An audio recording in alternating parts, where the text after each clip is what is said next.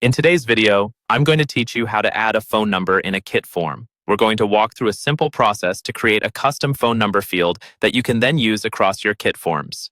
Even though it's quick, I'll explain why each step matters so everything makes sense as you follow along. First, open your Kit dashboard and look for the Grow section. This is where you manage your audience and subscribers. From there, click on Subscribers. This area shows you all the people currently on your list, along with the details stored for each of them. Next, click on any existing subscriber. It doesn't matter which one you pick because we're only using this profile as a way to create a new field that will be available globally. If you don't want to use a real contact, you can create a temporary or dummy subscriber just for this setup. The important thing is that you're inside a subscriber profile.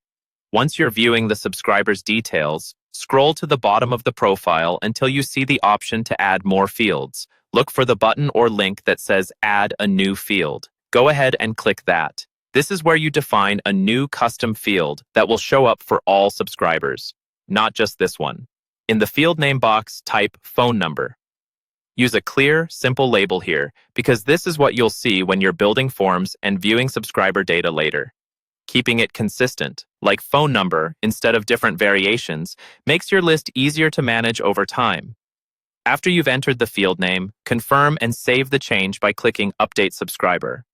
This step is important because it doesn't just update this one subscriber, it also saves phone number as a global custom field in your Kit account.